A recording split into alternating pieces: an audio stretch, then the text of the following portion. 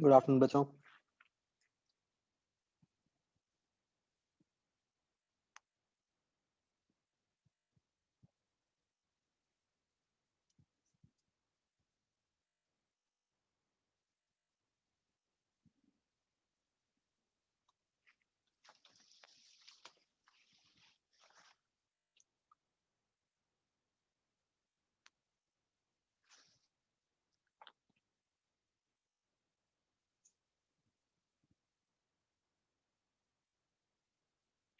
आ गए सब?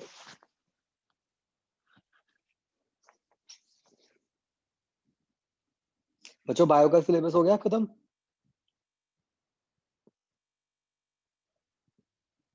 मतलब होने वाला है ऑलमोस्ट, है ना? चैप्टर पढ़ा सर अभी।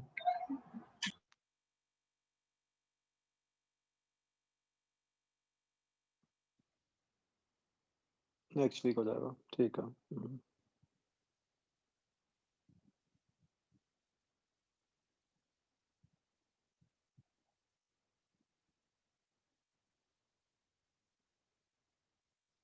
आपका रिवीजन प्लान वगैरह मैंने बना लिया है सारा, तो करूंगा मैं आपसे शेयर इन सम टाइम।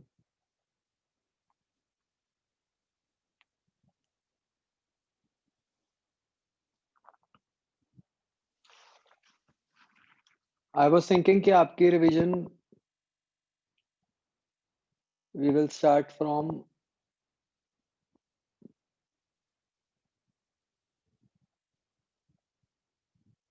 ये जो दिवाली से नेक्स्ट वीक, मतलब 22 नवंबर ऑनवर्ड्स।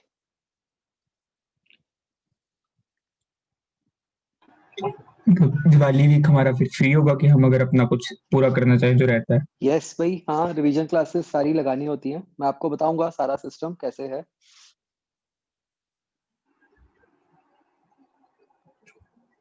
ठीक। और सीधे ही हमारे चैप्टर इनफैक्ट मतलब तीन हमारे ही तीन वो चार लोग चार जाते हैं जो होंगे। रिवीजन क्लासेस नहीं लगाते। जिन्होंने एंड तक क्लासेस लगाई हैं उनका हमेशा अच्छा रिजल्ट आया।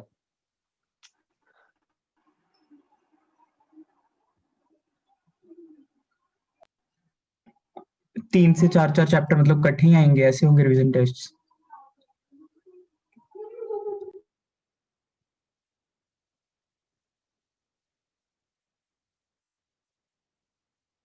चलो करते हैं बच्चों। एक्सरसाइज 0 ए part, any doubts?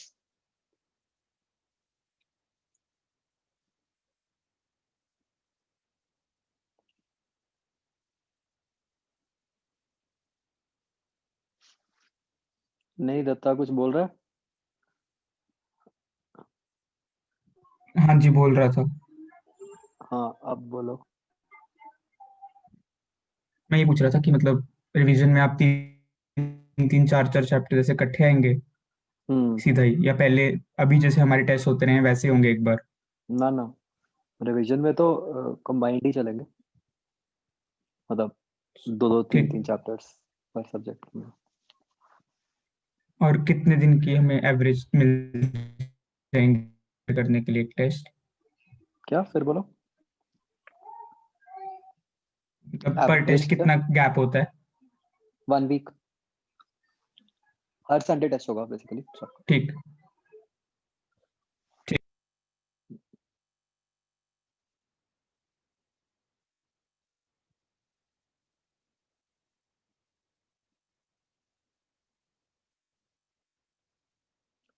7th question बच्चों, इसको फेजर से सोचो।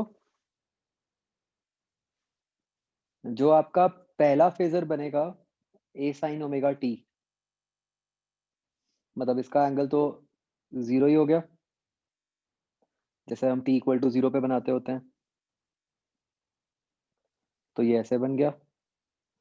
दूसरे का है प्लस डेल्टा, तो उसका फेजर ऐसे बन गया। बीच में एंगल है डेल्टा। अब जब हम इन दोनों वेक्टर्स का रिजल्टेंट लेंगे, दो इक्वल वेक्टर्स का रिजल्टेंट कहाँ होता है? एंगल बाय सेक्टर के अलोंग। उसका एंगल क्या बन गया? Delta by 2। तो इसलिए आंसर डेल्टा बाय 2 वाला आ जाएगा।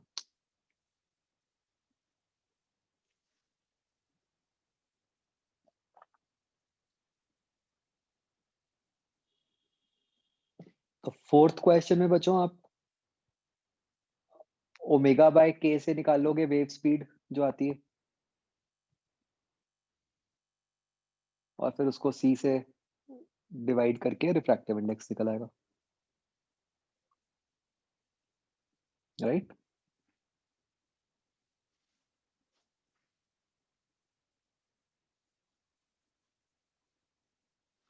और कोई बच्चों?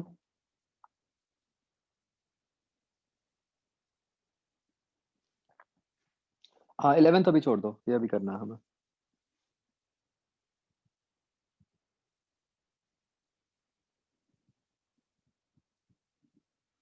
सेकंड का सी, वो डिस्टेंस 4 है, तो मतलब सोर्स बहुत दूर है, तो आप मान लोगे पैरेलल बीम आ रही है, तो उसके करस्पॉन्डिंग बना दोगे वेव फ्रंट।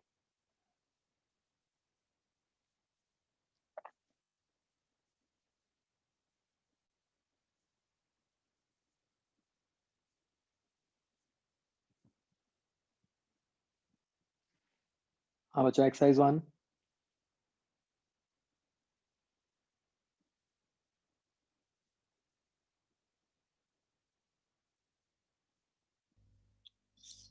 सर इसमें 8th क्वेश्चन में n की वैल्यू मतलब n क्या है सर, किसको डिनोट कर रहा है? n can be any integer. तो मतलब ये हो गया तो ठीक है, नहीं तो मैं अभी आज करवा दूंगा। Okay sir.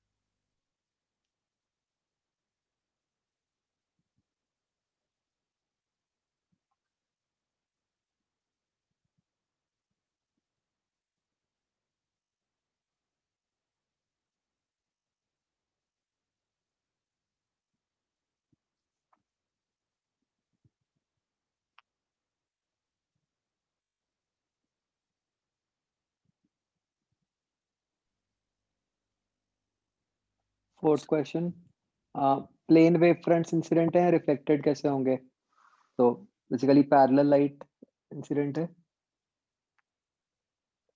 ये बिल्कुल सेम क्वेश्चन हमने लेंस के लिए किया था। तो ये रेज ऐसे फोकस पे कन्वर्ज करेंगी और आगे को निकल जाएंगी। तो राइट साइड वाली रेस का ऐसे बनेगा, लेफ्ट साइड वाली रेस का ऐसे बनेगा। हाँ, तो ए आंसर आ जाएगा।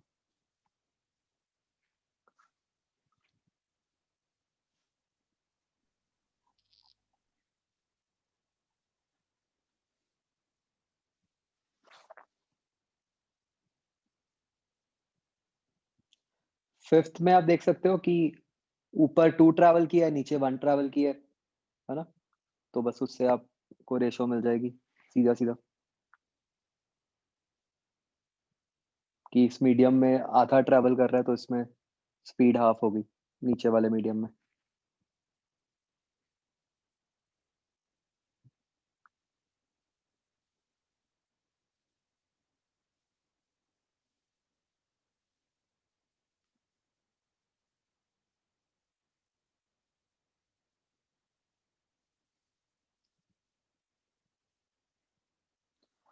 नाइन्थ क्वेश्चन, कंस्ट्रक्टिव इंटरफेरेंस लिखा है और पूछा है फेज एंगल क्या होना चाहिए। तो सी, हमें पता है कि कंस्ट्रक्टिव इंटरफेरेंस के लिए कॉस डेल्टा फाई क्या होना चाहिए? 1 होना चाहिए, है ना?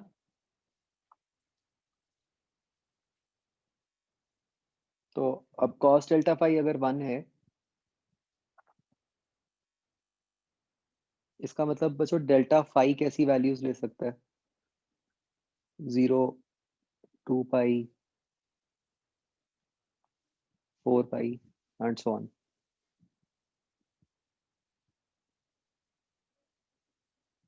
तो हम ऑप्शंस में देख सकते हैं कि डेल्टा फाई बाय 2 की टर्म्स में है।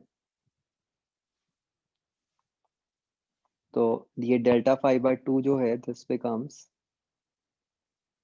0 पाई 2 pi and so on.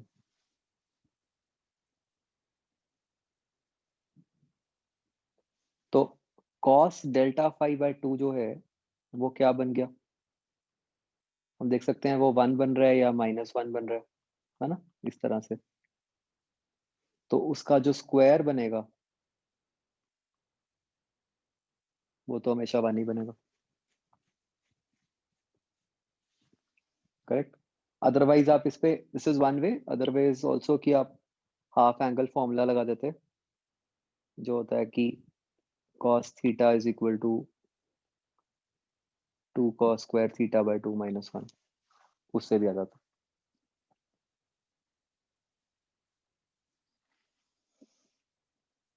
क्या जी?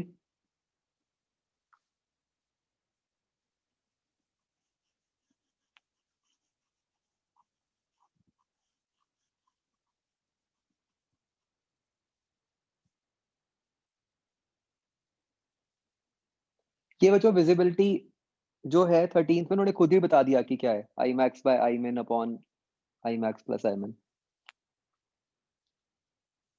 ये बस एक रेशो है और कुछ नहीं।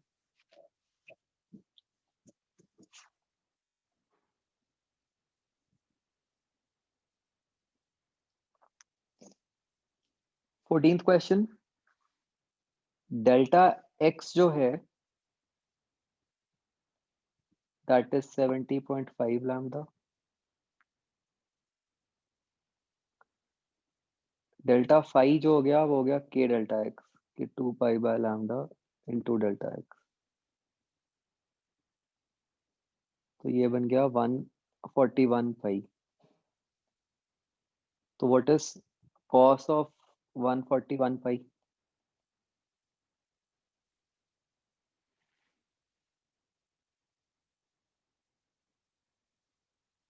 ये बच्चों कैसे निकालते हैं?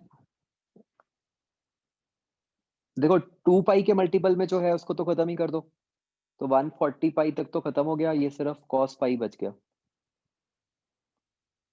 ये क्या बन गया? -1। -1 तो क्या मतलब हुआ? Dark fringe. बाकी ये भी आज करेंगे हम, कोई दिक्कत नहीं है, मतलब इसको हम अलग से लिख ही देंगे एक्सप्रेशन को। बाकी बच्चों 15 तो भी नहीं करना।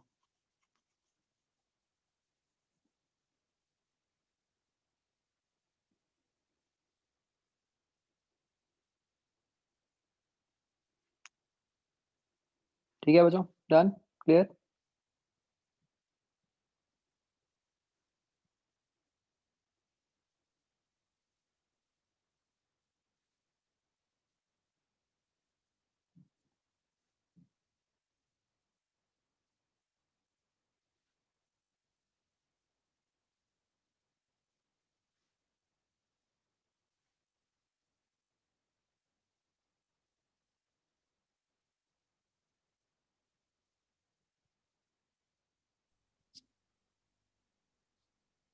सर हाँ जी। सर जो कल हमने रिफ्रैक्शन वाला केस किया था हम्म सर, उसमें हमने ये देखा था कि जो रेयरर मीडियम से डेंसर मीडियम की तरफ जा रही थी जो लाइट रेज थी, हम्म तो सर अगर डेंसर से रेयरर की तरफ जाएंगी तो फॉर्मूला मतलब डिराइव करने का एक्सप्रेशन तो वो सेम ही बनेगा ना? सब कुछ वही बनेगा, हाँ कोई फर्क नहीं। वही फिगर को उल्टा करके बना दो, मतलब उल्टा भी क्यों बनाना है, बस रेस के एरो को चेंज कर दो, बाकी तो सब सेम ही है। Okay sir.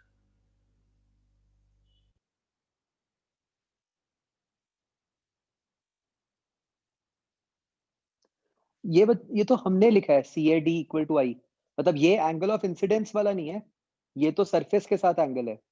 बट अगर ये एंगल और आर इक्वल होंगे तो दूसरे वाले भी इक्वल हो जाएंगे ना। ये नॉर्मल के साथ वाला एंगल नहीं है, ये तो सरफेस के साथ वाला है जो एंगल सी ए डी है। हाँ, this is some general angle, हाँ।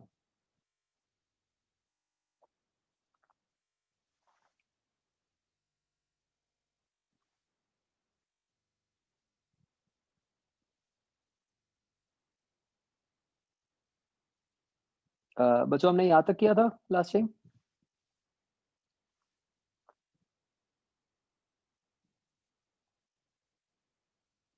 मैंने आपको ये बता दिया था कि इनकोहेरेंट सोर्सेज में मतलब बस सिर्फ I1 प्लस I2 वाली टर्म रह जाती है। ओके, ठीक है। तो अब बच्चों अगली बात जो हमने समझनी है कि वैसे तो हमने ये कहा कि दो मतलब कोहेरेंट सोर्सेज क्या होते हैं, which have same frequency same wavelength. लेकिन अगर हम कोई भी दो इंडिपेंडेंट सोर्सेज ले लें, ठीक है, जैसे हम कहें कि भाई हाँ जी हम सेम कंपनी के दो बल्ब खरीद लाए, है ना, उनकी तो सारी स्पेसिफिकेशन सेम लिखी होंगी, ठीक है, तो भी वो आपस में कभी भी कोहेरेंट नहीं हो सकते। मतलब अगर हम कोई भी दो इंडिपेंडेंट सोर्सेज लेते हैं तो दे आर ऑलवेज इनकोहेरेंट, ठीक है। इसका क्या रीजन होगा बच्चों? क्योंकि जो फ्रीक्वेंसी होती है, फ्रीक्वेंसी बच्चों डिसाइड हो जाती है एटॉमिक लेवल पे, मतलब इलेक्ट्रॉन के ट्रांजिशन पे, वहां से डिसाइड हो जाती है फ्रीक्वेंसी, ठीक है। आपने एटॉमिक स्ट्रक्चर में पढ़ा है ना कि जब इलेक्ट्रॉन्स डी एक्साइट होते हैं तो वो फोटॉन्स रिलीज करते हैं, तो फ्रीक्वेंसी तो वहां पे आती है कि डिपेंडिंग अपॉन कि वो किस लेवल से किस लेवल पे डी एक्साइट करेंगे तो क्या एनर्जी डिफरेंस होगा, तो उसके करस्पॉन्डिंग क्या फ्रीक्वेंसी बनेगी। रिमेंबर दिस थोड़ा बहुत। तो उसको हम कंट्रोल नहीं कर सकते, है ना। हम ये कंट्रोल नहीं कर सकते कि अगर इलेक्ट्रॉन n इक्वल टू 4 पे है तो वो 4 से 3 पे ही जाएगा या 4 से 1 पे ही जाएगा, वो तो रैंडम होता है। तो क्योंकि हम इतने छोटे लेवल पे, इतने स्मॉल लेवल पे जाके ट्रांजिशंस को कंट्रोल नहीं कर सकते, तो इसलिए फ्रीक्वेंसी में थोड़ा बहुत डिफरेंस तो रह ही जाएगा, ठीक है। तो इस कारण से कभी भी सोर्सेस कोहेरेंट नहीं हो सकते। तो इससे तो एक और अजीब बात लग रही है कि अगर सोर्सेस कोहेरेंट हो ही नहीं सकते तो फिर ये सारा कुछ जो हम पढ़ रहे हैं इसका करें क्या, है ना। तो दिस वी विल सी कि जब इंडिपेंडेंट सोर्सेस को कोहेरेंट नहीं बना सकते तो इसका क्या वर्क अराउंड है, ताकि हम स्टिल ये फिनोमेना एक्सपीरियंस कर पाए। ओके,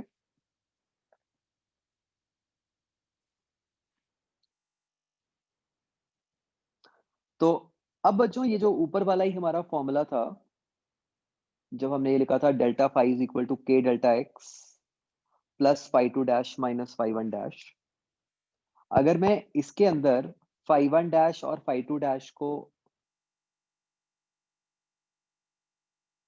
जीरो कर दूं फॉर द टाइमिंग, तो मेरे पास जो फॉर्मूला है वो simply delta phi equal to के डेल्टा एक्स लग जाएगा,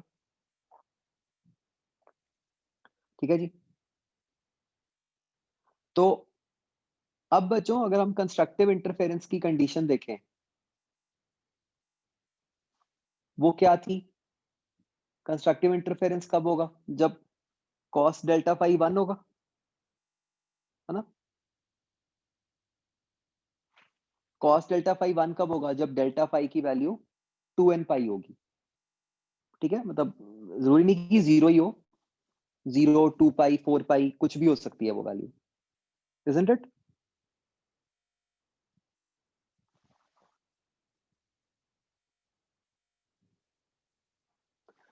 तो अब डेल्टा फाई क्या है? के डेल्टा एक्स। तो के की वैल्यू हमने पुट कर दी 2 pi by lambda delta X, तो ये 2 पाई कट गया, तो ये delta X equal to N lambda आ गया। बच्चों ये याद रखना कि ये कंडीशन है तभी जब हमने फाई वन डैश और फाई टू डैश को जीरो कर दिया,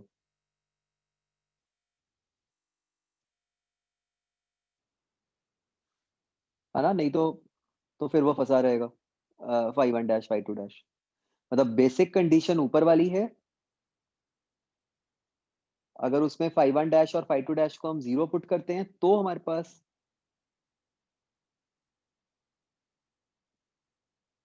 ये डेल्टा एक्स वाली कंडीशन आ जाती है, राइट। यही क्वेश्चन था ना आज जो आप पूछ रहे थे?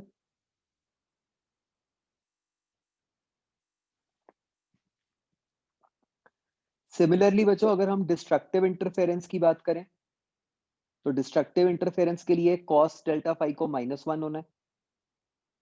Now when is cos delta phi equal to -1? जब कितना हो एंगल, pi, 3 pi, 5 pi, so on.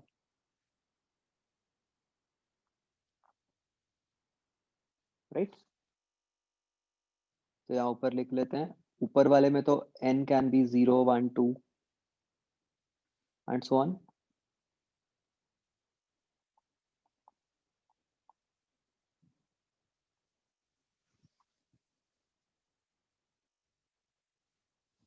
नीचे वाले में हम n को 0 नहीं ले रहे। And yes of course 2n+1 भी आ सकता था, बट आपको अभी समझ आ जाएगा कि मैंने माइनस ही क्यों लिखा है। ऑब्वियसली आ सकता है, कोई दिक्कत नहीं है, बट आगे थोड़ा सा हमारे लिए इजी हो जाता है अगर हम ऐसे लिखते हैं।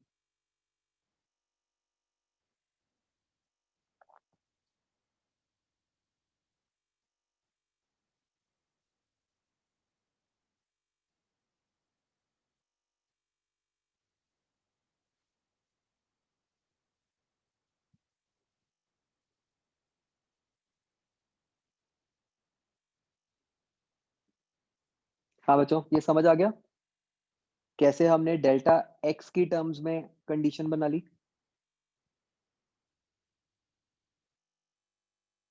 तो इसको ऐसे भी सहज याद रख सकते हैं कि जब तो λ/2 के ऑड मल्टीपल्स होंगे, λ/2, 3 λ/2, 5 λ/2, तो तब डिस्ट्रक्टिव इंटरफेरेंस होएगी।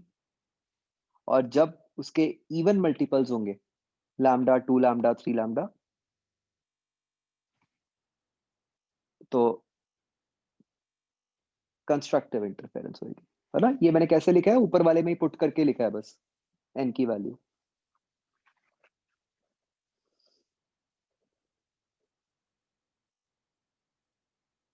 क्लियर बच्चों?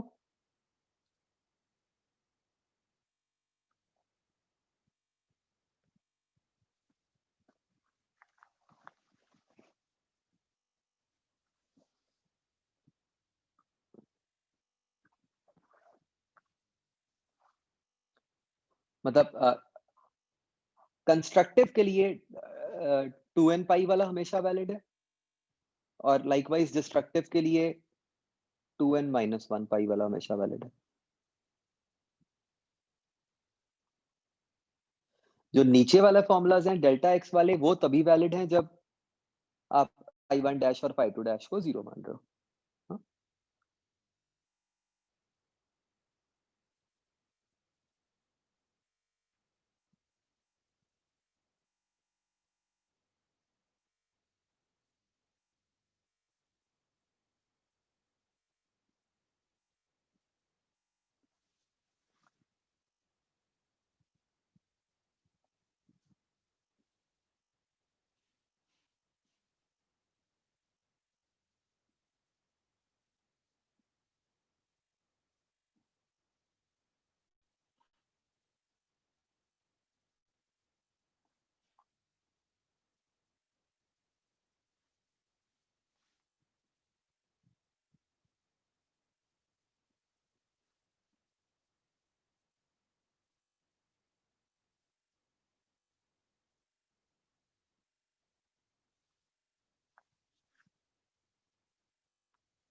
ओके, बच्चों एग्जांपल ट्राई करो।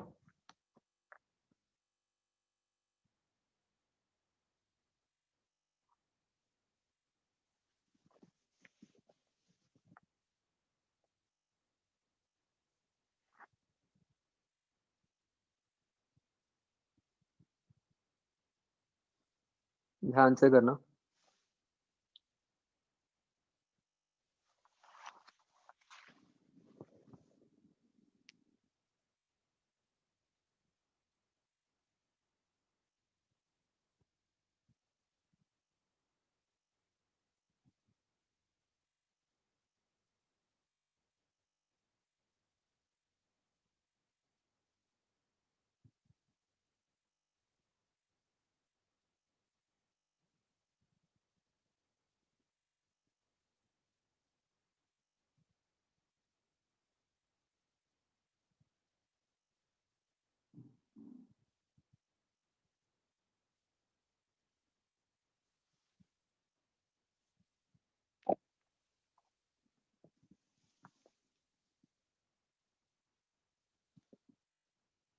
आदित्य गलत है।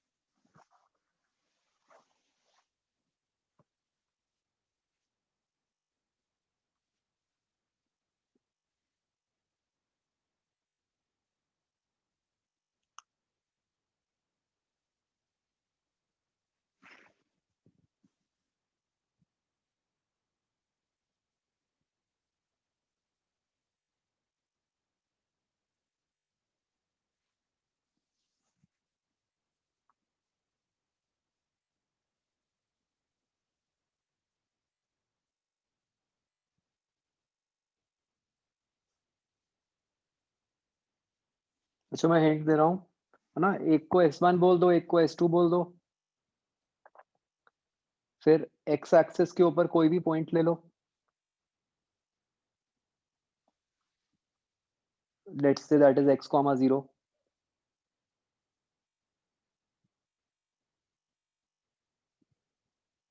तो अब उसके क्या क्या डिस्टेंसेस हुए?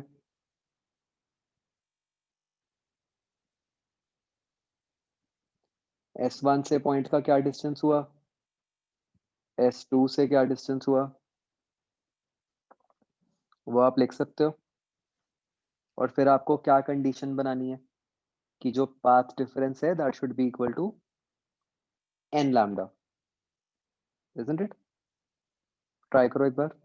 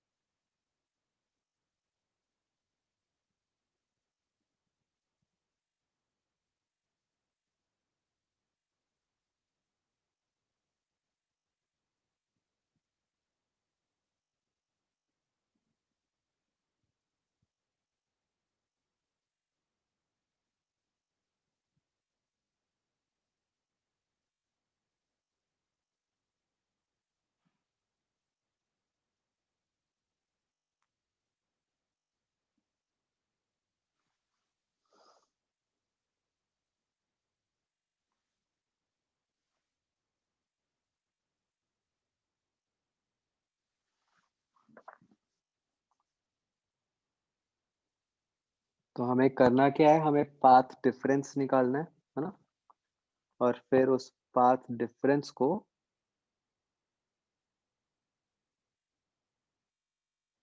n लैम्डा से इक्वेट करना है। फिर हमें देखना है कि भाई n की कौन कौन सी वैल्यूज पॉसिबल हैं।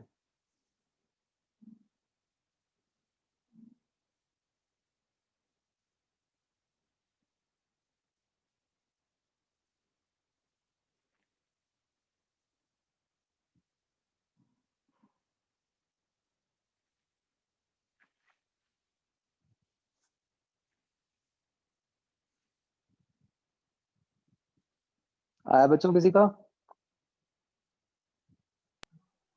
लिखा है, एक बार बता दो सही है कि गलत है। बता तो दिया गलत है।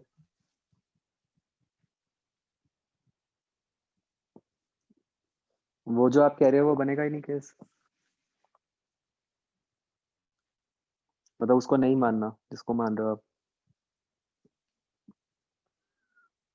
हम्म।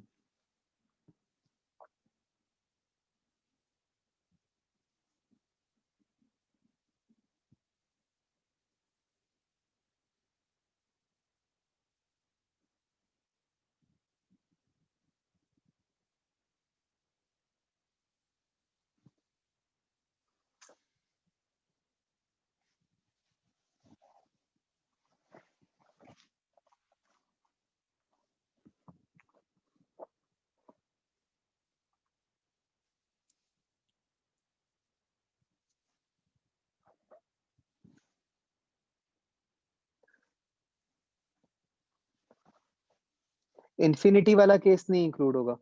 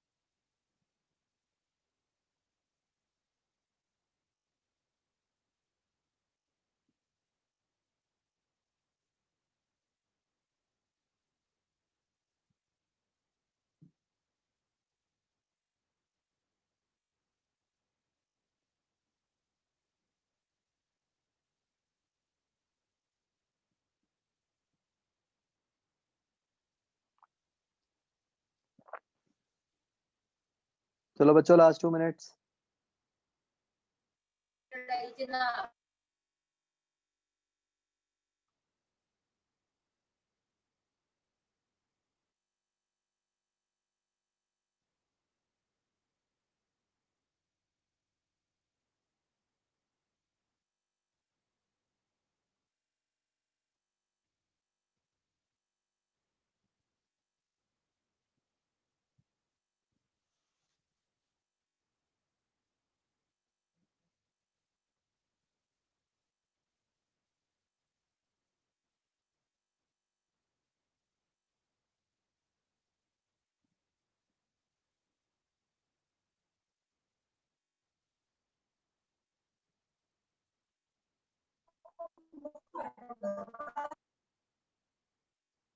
कोई कुछ बोल रहा है क्या? मुझे कुछ अजीब सी आवाज आ रही है। हेलो।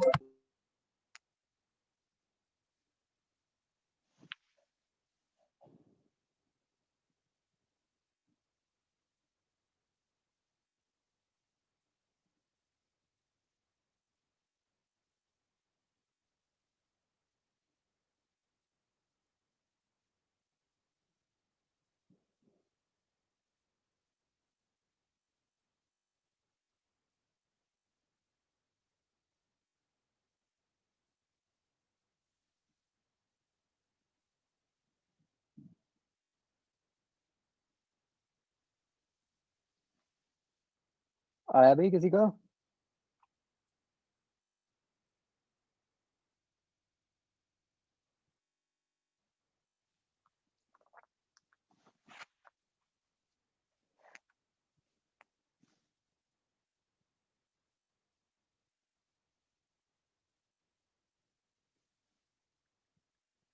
हाँ, जो मर्जी लगाओ, मैथ्स लगाओ, केमिस्ट्री लगाओ, आंसर निकालो।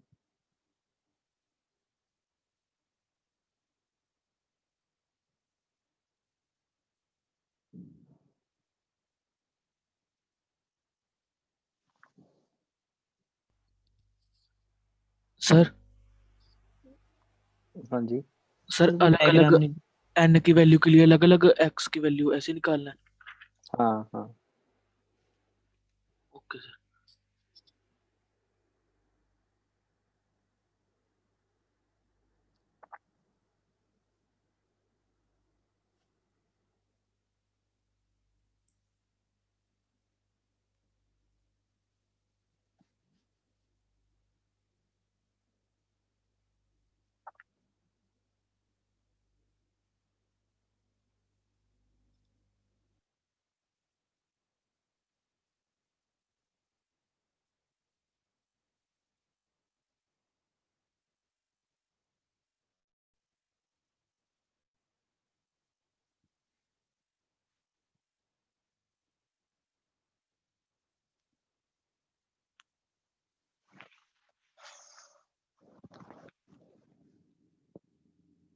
हाँ तो नितिश, आप उसके करस्पॉन्डिंग नंबर बता दो ना कि टोटल कितने आएंगे एक्स एक्सिस पे पॉइंट्स।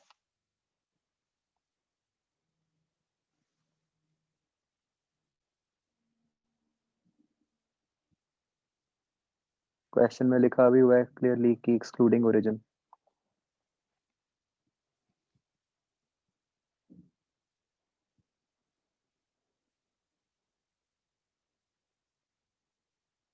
हाँ आदित्य, अब तो ठीक है। मैंने बोला था पहले शायद।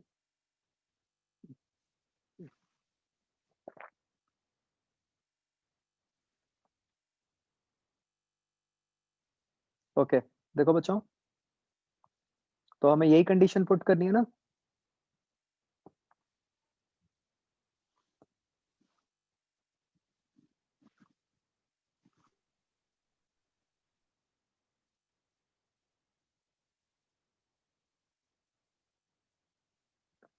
डेल्टा एक्स क्या बन गया? Root of X square plus 16 lambda square minus X, है ना। इसको हमें पुट करना है इक्वल टू एन लैम्डा। हाँ भाई, ऐसे ही किया या कुछ और किया था आपने?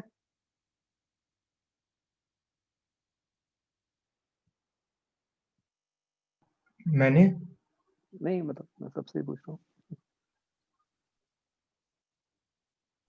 तो इसमें x को दूसरी साइड ले जाओ, स्क्वायर कर दो,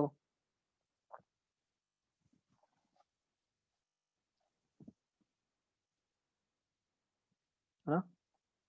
तो आपकी x स्क्वायर की टर्म कट जाएगी,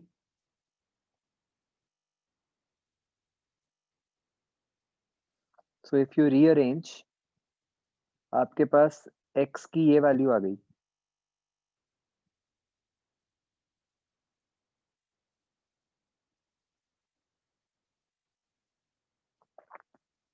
sixteen minus N square upon 2n into lambda.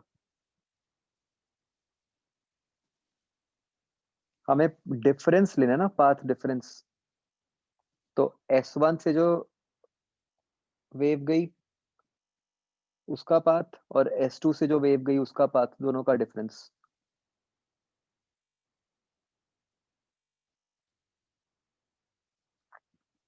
तो ये बन गया बच्चों एक्सप्रेशन।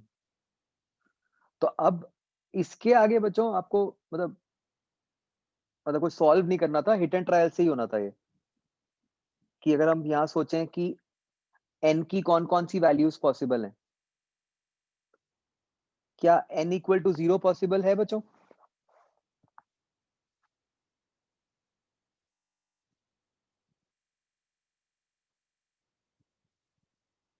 मतलब मैंने ये x ग्रेटर देन 0 इसलिए लिख दिया कि चलो एक बार पॉजिटिव वाली निकाल लेते हैं, फिर नेगेटिव लिख लेंगे। तो n इक्वल टू 0 तो पॉसिबल ही नहीं है क्योंकि n डिनोमिनेटर में आ गया, फिर तो x की वैल्यू ही नहीं आएगी, मतलब इनफाइनाइट हो जाएगा वो। तो n इक्वल टू 1 पॉसिबल है? यस है।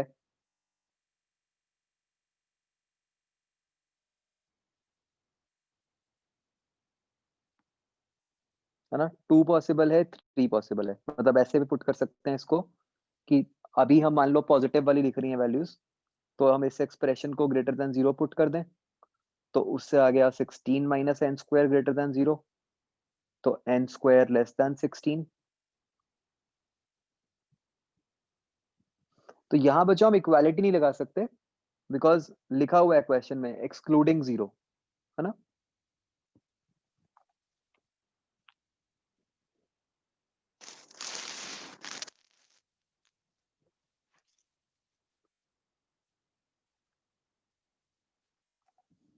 तो ये n की 3 वैल्यूज आ गई, 1 2 3, राइट? तो इसके करस्पॉन्डिंग x की 3 वैल्यूज आ गई on the positive x axis. Similarly 3 values आएंगी बाय सिमेट्री, हम कह सकते हैं सारा कुछ सेम ही है पॉजिटिव x और नेगेटिव x में, तो 3 आएंगी नेगेटिव x एक्सिस में। तो टोटल क्या हो गया?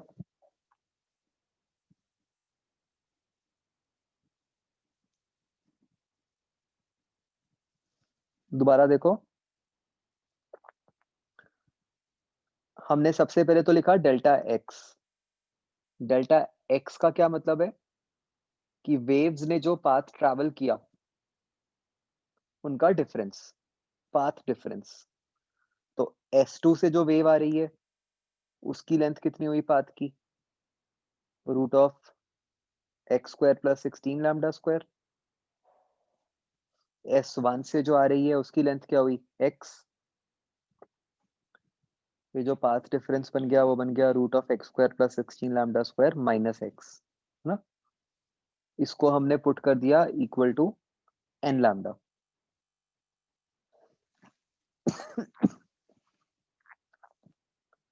तो x को दूसरी साइड ले जाके हमने स्क्वायर कर दिया, तो ये x की वैल्यू आ गई,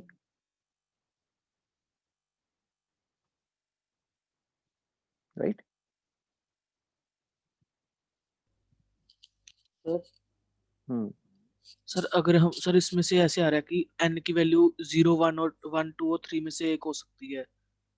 मतलब कोई भी हो सकती है, हाँ हाँ। जी सर, की कोई भी हो सकती है, लेकिन अगर हम n की वैल्यू को 4 पुट कर देंगे तो सर हमारी इक्वेशन में क्या रहेगा?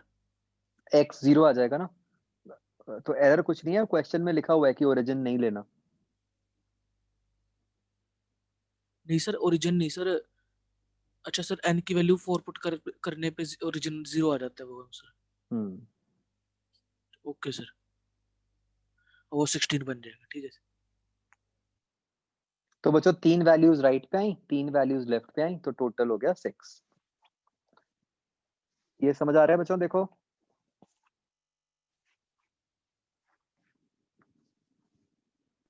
कभी अगर जनरल क्वेश्चन है तो भी हमें इन्फिनिटी को नहीं मानना है। ना। ठीक।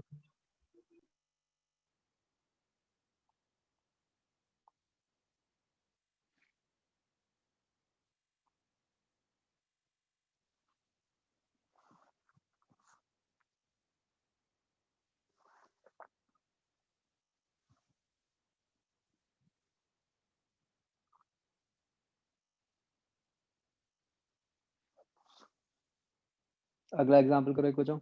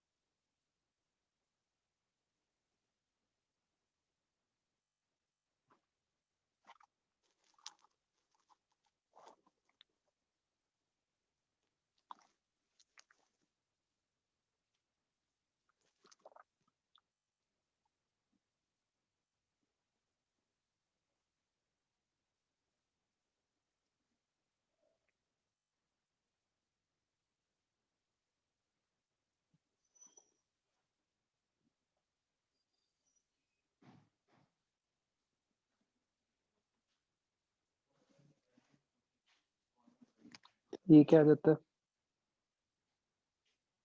वो लगा दो कांस्टेंट।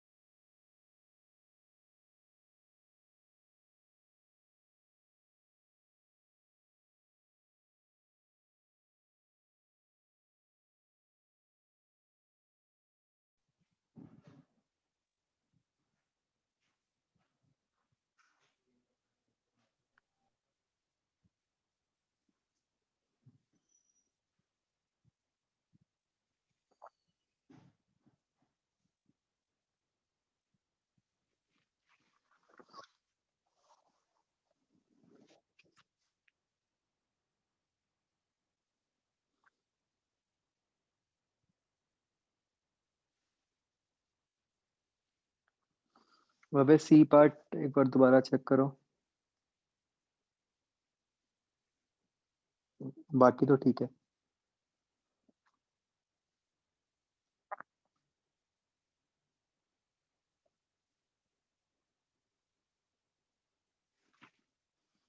बच्चों ये तो करो, अब ये तो आसान है बिल्कुल।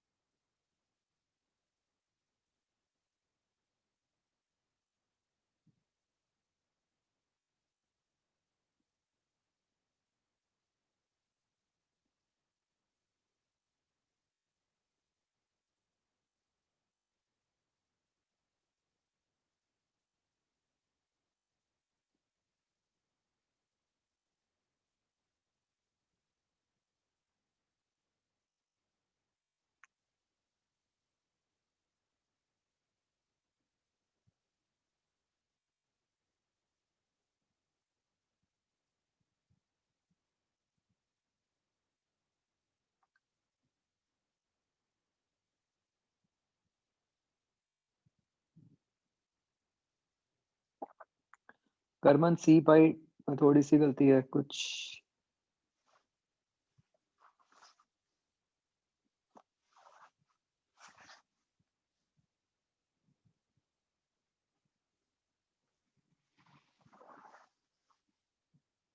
हाँ बच्चों, फर्स्ट पार्ट कैसे करना है? Mid point of sources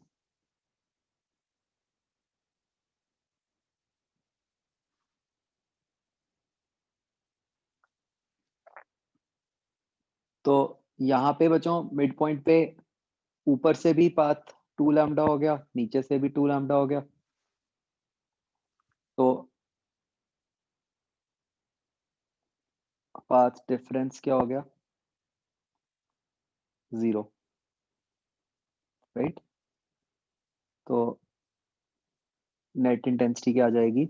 9i √i1 plus √i2 whole square. B part, अगर मैं लेता हूँ पॉइंट नीचे 3 लैम्डा, 0,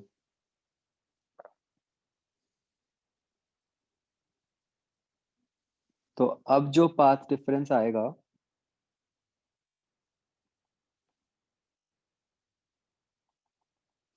तो जो आप समझ गए होगे, आपको ज्योमेट्री से लेंथ निकालनी है सोर्स से डिस्टेंस की।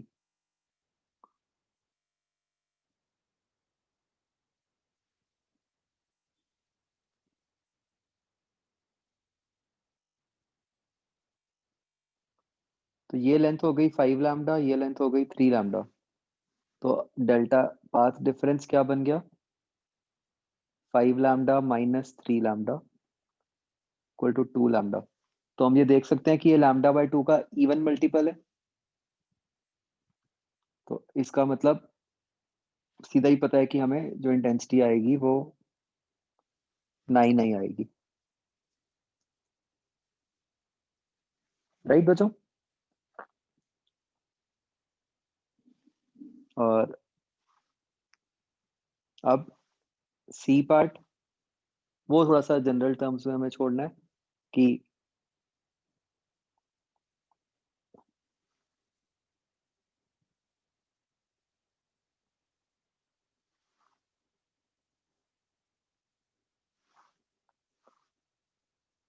तो ऊपर से कितना हो गया डिस्टेंस फॉर्मूला से?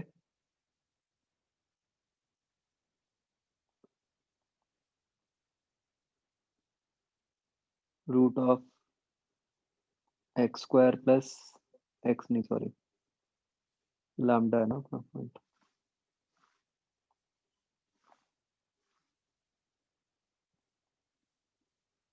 तो कितना हो गया ऊपर वाले पॉइंट से बच्चों? कितना डिस्टेंस आ गया देखो आप?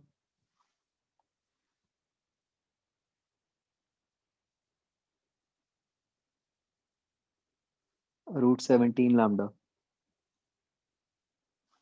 ना। नीचे वाले पॉइंट से कितना आ गया? सिर्फ लैम्डा। तो ये बन गया डेल्टा एक्स। तो यहां से हम लिख देंगे डेल्टा फाई।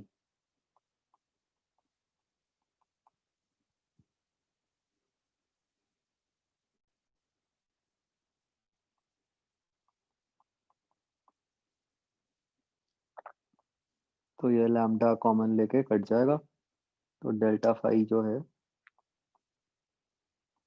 बन गया 2 पाई इंटू √17 - 1। इसको हम बच्चों फर्दर कुछ नहीं कर सकते, तो जो इंटेंसिटी आ गई वो आ जाएगी I1 plus I2 plus 2 √I1 I2 cos delta phi, where delta phi is ये ऊपर वाला एंगल। ये समझ आ गया बच्चों?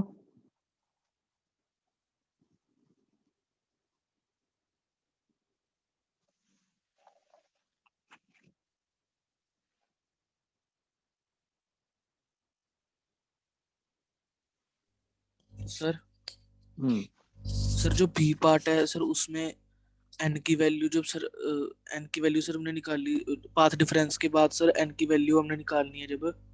नहीं, एन की वैल्यू निकाली नहीं, मैंने तो बस सीधा ये चेक कर लिया ना कि लैम्डा बाय 2 का इवन मल्टीपल बन रहा है। 2 अच्छा लैम्डा सर, जो है, कि लैम्डा बाय 2 का 4 ही बन रहा है तो फिर। हाँ, तो बस सीधा ही पता था कि कंस्ट्रक्टिव इंटरफेरेंस वाला ही केस है। ओके, लेकिन सर अगर जब हम इसमें डिस्ट्रक्टिव इंटरफेरेंस वाला उससे भी एन निकालते हैं हम्म सर, मतलब उससे भी जब डेल्टा पाई साई की वैल्यू निकालते हैं सर, वो भी 4 पाई आ रही है, और सर कंस्ट्रक्टिव में नहीं भी नहीं वही नहीं आ रही है। नहीं नहीं नहीं नहीं, देखो यहाँ आपको बताया नहीं हुआ कि कंस्ट्रक्टिव है या डिस्ट्रक्टिव है। यहाँ तो आपको पॉइंट्स दे दिए और आपको पूछा गया है कि वहां कितनी इंटेंसिटी है। तो जैसे ए पार्ट था, पाथ डिफरेंस 0 आ गया, हाँ तो जी मुझे सर, पता चल गया कि हाँ ये कौन सा केस है, लैम्डा बाय 2। कंस्ट्रक्टिव वाला है। हाँ, तो इसलिए मैंने सीधा 9i लिख दिया। ऐसे ही बी पार्ट में जो आया वो 2 लैम्डा आ गया, फिर से बाई चांस कंस्ट्रक्टिव वाला था, तो इसलिए फिर से 9i आ गया। अब सी में जो आया वो पता नहीं चल रहा हमें कि क्या बनेगा, तो इसलिए इसको हमने जनरल टर्म्स में छोड़ दिया बस। ओके सर, मतलब इवन और ऑड में से कुछ तो आएगा ही, वो उस हिसाब से देख लेंगे। नहीं, हो सकता है कुछ ना आए, जैसे सी पार्ट में हुआ। हाँ सर, उसको तो फिर जनरल टर्म्स में छोड़ना ही पड़ेगा। हाँ हाँ। ठीक है सर।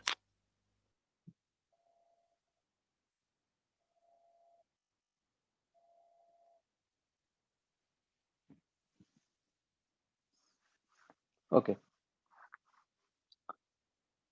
तो बच्चों next we proceed to YDSE. This is Young's double slit experiment.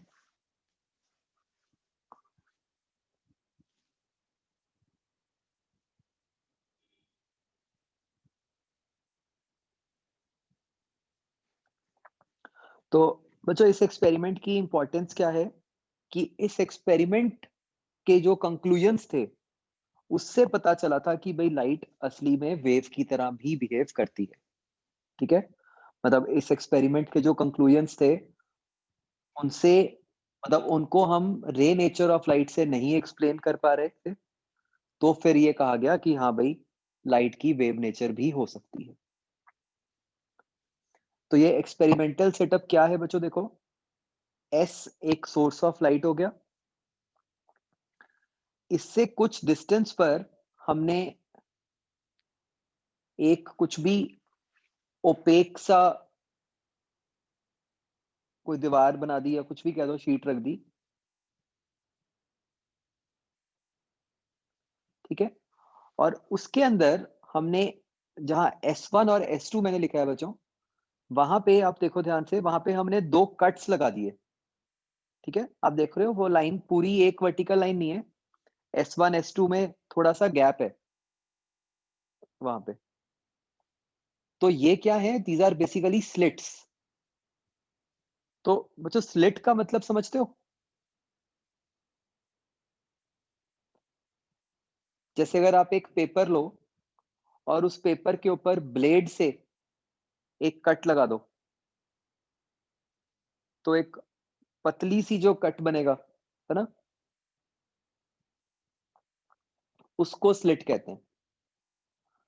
तो S1 और S2 जो हैं, दीज आर टू स्लिट्स।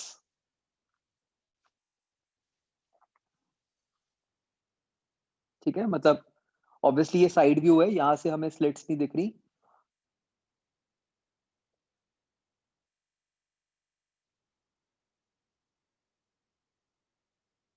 मतलब ये दो पतले से गैप्स हैं लाइंस में, और इनसे डी डिस्टेंस पर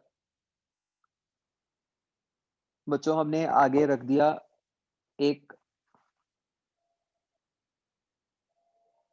स्क्रीन।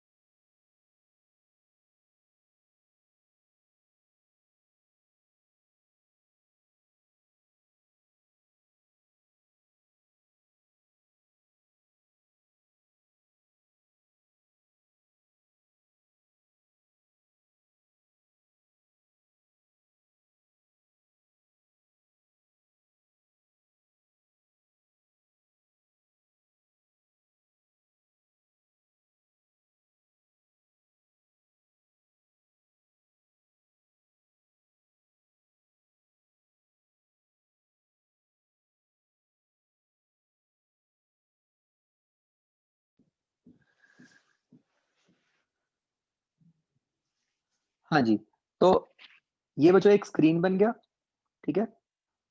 जो दोनों स्लिट्स हैं वो इस डॉटेड लाइन के ऊपर नीचे सिमेट्रिक हैं और उनके बीच में डिस्टेंस है स्मॉल डी, ठीक है।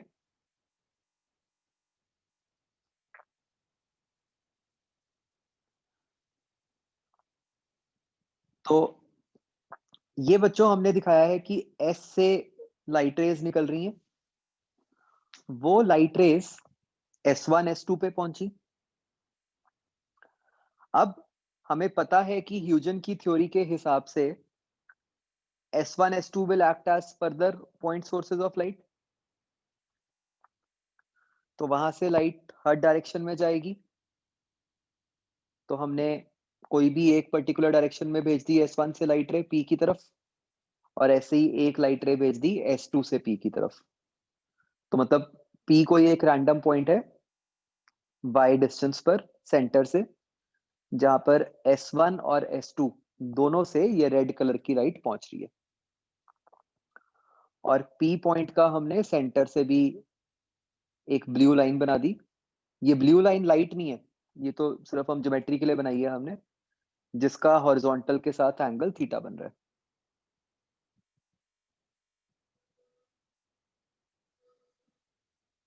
ठीक है जी। तो आप ये समझ रहे हो बच्चों कि पॉइंट P पर S1 और S2 दोनों से लाइट पहुंच रही है।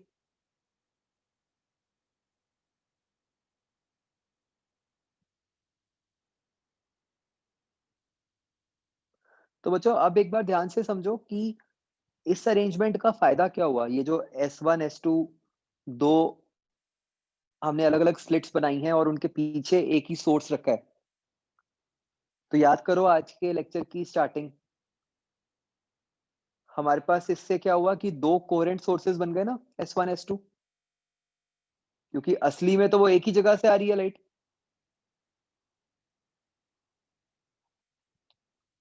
तो हम बच्चों इस तरीके से एक ही सोर्स की लाइट को स्प्लिट करके कोहेरेंट सोर्सेज बना देते हैं।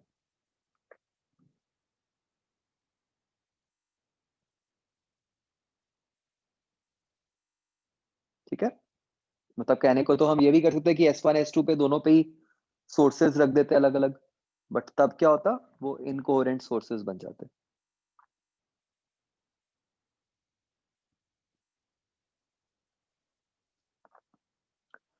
तो जो पाथ डिफरेंस हुआ बच्चों, वो क्या हो गया, S2P माइनस S1P, जिसको हमने बोल दिया है डेल्टा एक्स।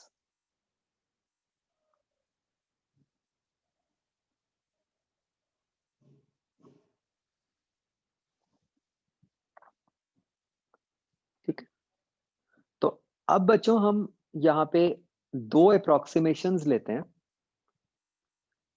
एक अप्रोक्सीमेशन है कि जो कैपिटल डी है वो स्मॉल डी से बहुत बड़ा है।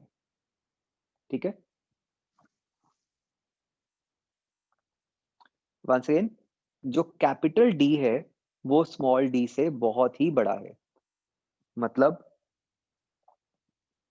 पॉइंट P को S1 और S2 बहुत ही पास पास नजर आ रहे हैं। बच्चों ये बात समझ आ रही है।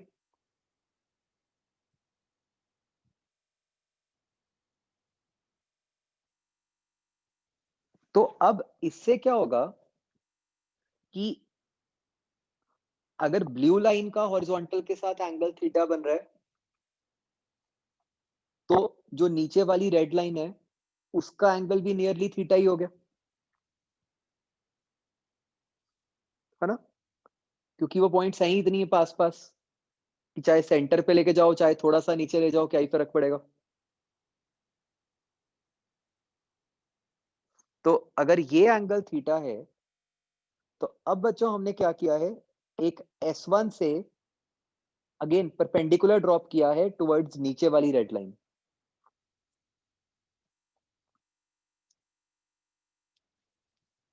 तो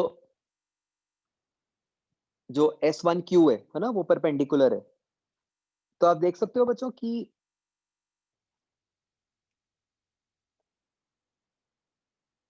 जो S1Q का एंगल बन रहा है वर्टिकल के साथ, वो थीटा बनेगा।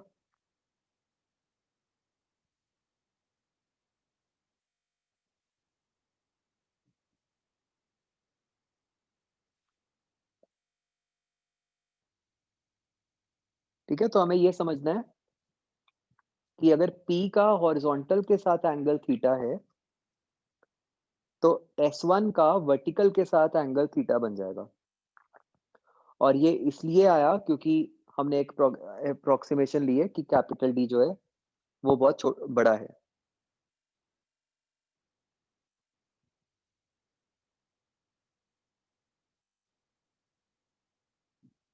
तो अब बच्चों, ये परपेंडिकुलर ड्रॉप करने से क्या हुआ,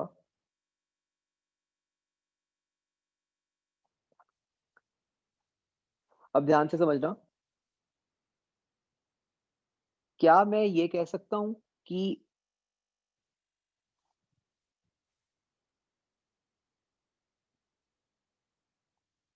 S1P is equal to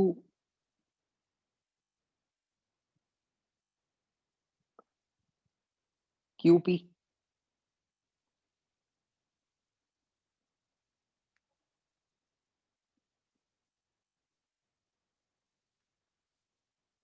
कैसे? देखो, अगर मैं ये ऊपर वाले एंगल को यहाँ पे बच्चों कुछ भी फाई बोल दूं,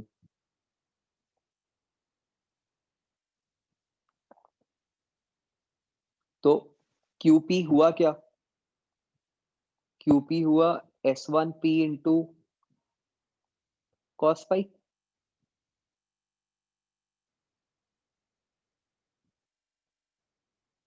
बच्चों को समझ आ रहा है? राइट एंगल ट्रायंगल S1QP से।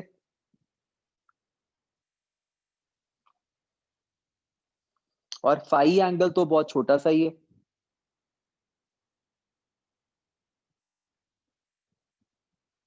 है ना? तो ये टर्म नियरली 1 के इक्वल हो गई। तो इसलिए S1P जो है वो QP के इक्वल हो गया। ये बच्चों हम इसलिए कर रहे हैं कि अब बताओ एक्स्ट्रा पाथ कितना रह गया फिर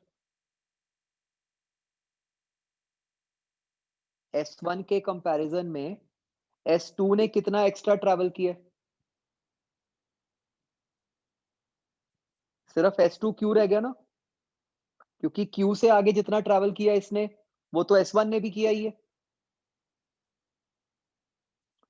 तो वो बचा S2Q। और S2Q बच्चों, ये जो लेफ्ट हैंड साइड वाला ट्राइंगल बन रहा है, उससे आप देखो वो क्या बन रहा है, that is nothing but D sin theta.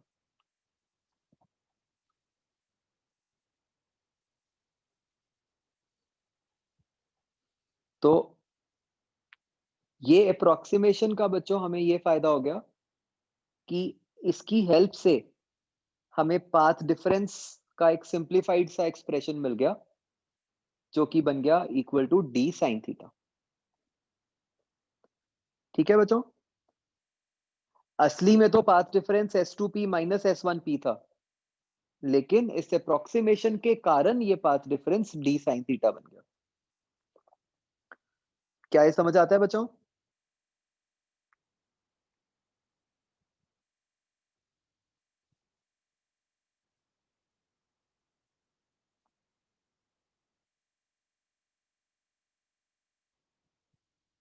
Okay, अब बच्चों हम दूसरी अप्रोक्सीमेशन लेते हैं कि जो हमारा पॉइंट P है वो सेंटर के बिल्कुल पास है।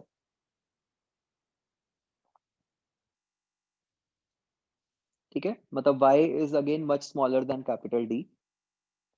तो अगर y छोटा होगा तो थीटा छोटा हो जाएगा, तो sine theta tan theta equal हो गए। और टैन थीटा क्या है? y upon D। जो ब्लू लाइन से ट्राइंगल बन रहा है उसको देखो।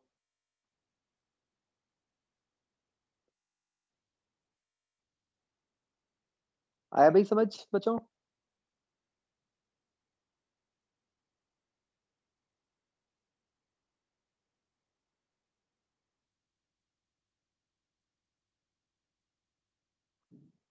तो यहां से हमारे पास डेल्टा एक्स की वैल्यू बन गई dy/d।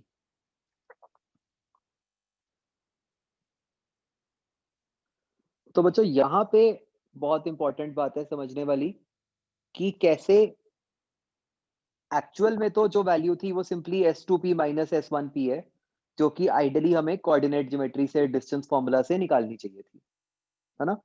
तो ये बहुत इंपॉर्टेंट है देखना कि कैसे एक अप्रोक्सीमेशन से उसकी वैल्यू d sin थीटा बन गई और दूसरी अप्रोक्सीमेशन से उसकी वैल्यू dy/d बन गई।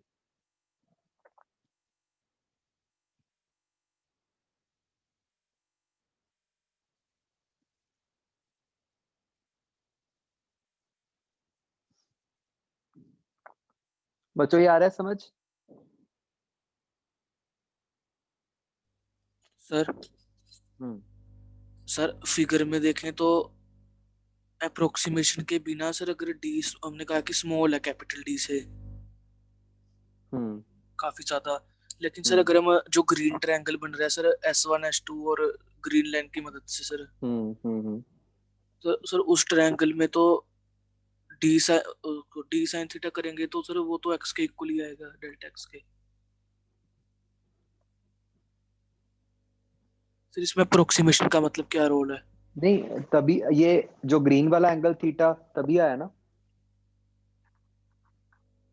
अगर d छोटा था, अदरवाइज तो वो एंगल थीटा बनेगा ही नहीं, कुछ और बनेगा।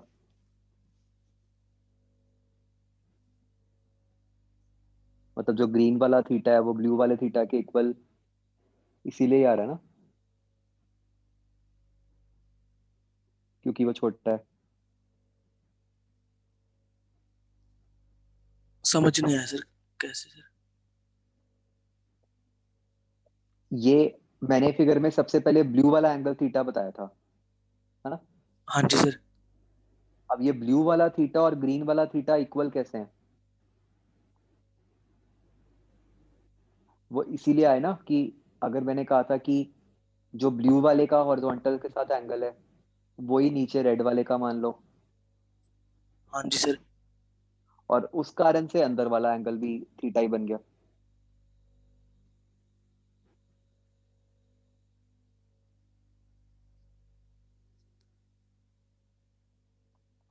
अगर ठीक है। मतलब ये एंगल थीटा तो सेम तभी बन रहा है ना इस अप्रोक्सीमेशन के कारण। Okay sir.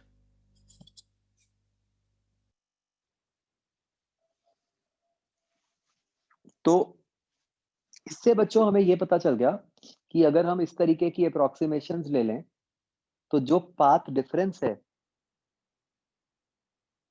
वो सीधा सीधा y पे डिपेंडेंट आ गया।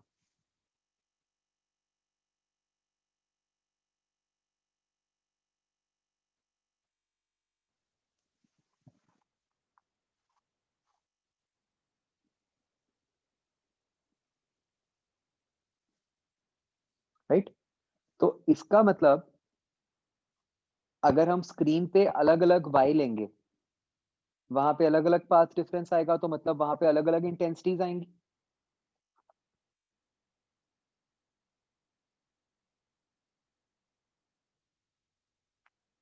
Right?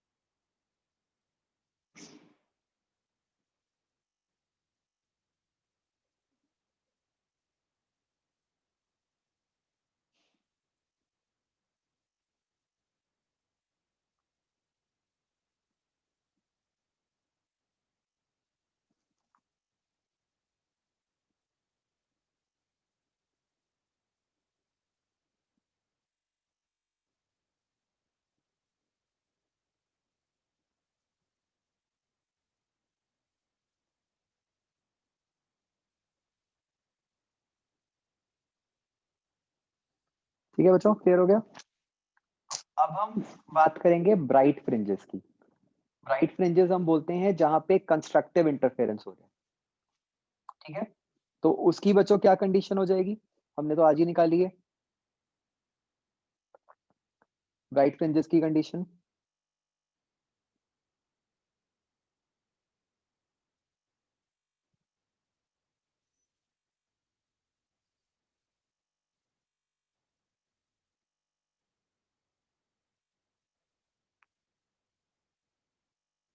delta x equal to n lambda, isn't it?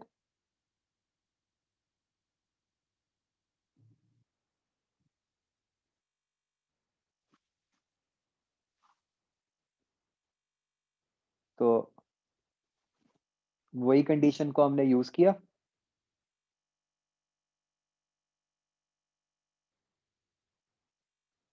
तो dy by d equal to N lambda हो गया, तो यहां से y की वैल्यू बन गई n lambda d by d।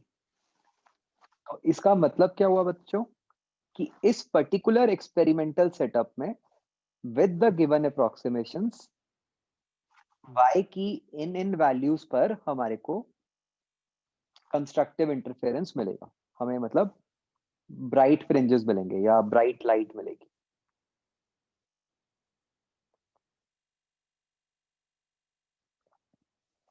Right, तो y की कैसी वैल्यूज हो गई, 0 lambda by d, 2 lambda by d and so on.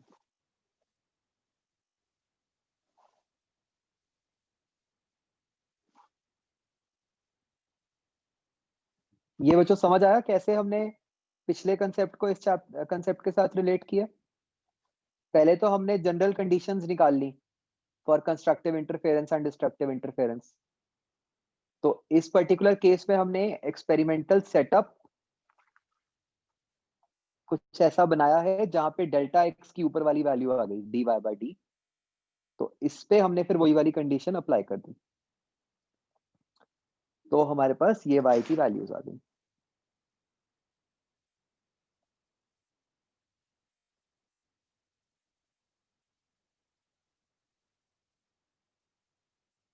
ये बच्चों हो रहा है clear?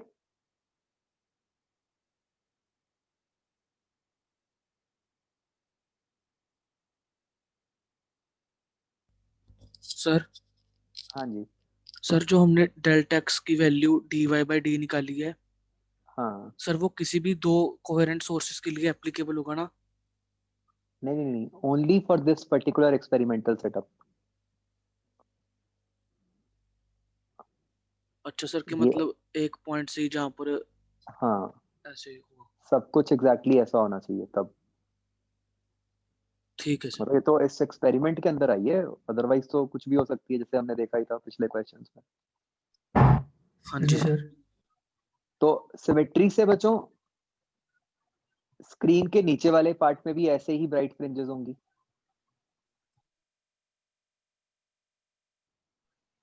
Minus lambda by D, -2 lambda by D and so on. मतलब जैसा कुछ ऊपर हो रहा है वैसा कुछ नीचे भी हो रहा है स्क्रीन के।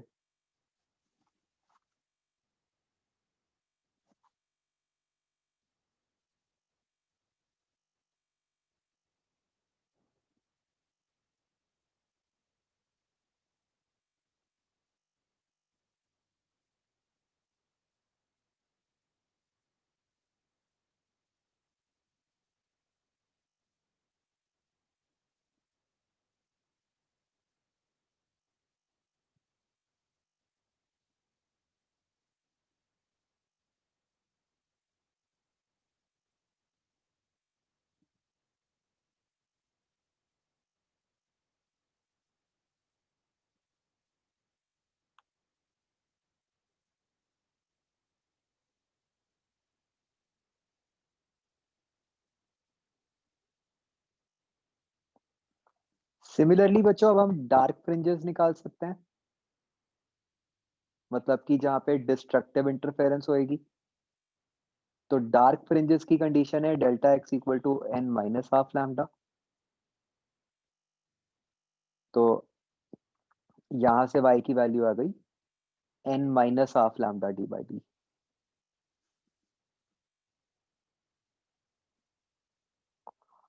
तो ये कैसे पॉइंट्स आ गए,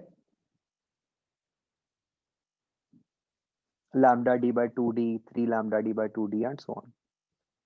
एंड बिल्कुल यही पॉइंट्स स्क्रीन के नीचे भी आएंगे,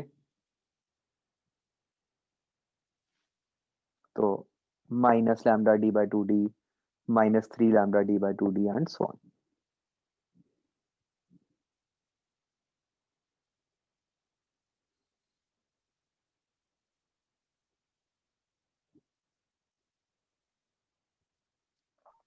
एक्सक्यूज मी सर, हाँ जी, ये उसने जो बात की वो तो मतलब उसने बोला कि हम मान रहे हैं यहाँ पे दूसरी assumption में y बहुत छोटा है d से। हम्म असलियत में अगर हम देखें, हम अगर सिंपल विजिबल लाइट की भी बात करें, हम्म लैम्डा तो बहुत छोटा होता है, हम्म और स्मॉल डी तो अगर आप मिलीमीटर तक भी ले जाओगे हम्म उसको तो क्या ही दिख गया तब भी। तो वाई तो बहुत छोटे छोटे होंगे ना, उसको कैसे पता लगा कि डार्क या लाइट बैंड आ रहे हैं, इतनी विजिबिलिटी कैसे होगी, तो बहुत पास पास आ रहे हैं इस हिसाब से, वो हाँ तो नैनोमीटर में है। हाँ तो इसको तो हम माइक्रोस्कोप से देखते हैं, ऐसे तो नॉर्मल आई को तो विजिबल ही नहीं है ये फिनोमेना। स्पेशल माइक्रोस्कोप्स होते हैं जिसके अंदर ही देखते हैं। ठीक ये इंजीनियरिंग में होता है, फर्स्ट ईयर में एक्सपेरिमेंट होता है, वहाँ दिखाते हैं। ठीक है सर।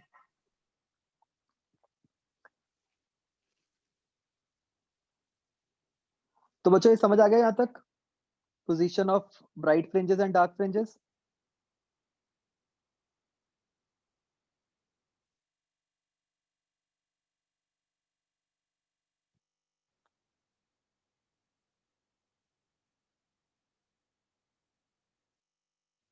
बोलो भाई कुछ।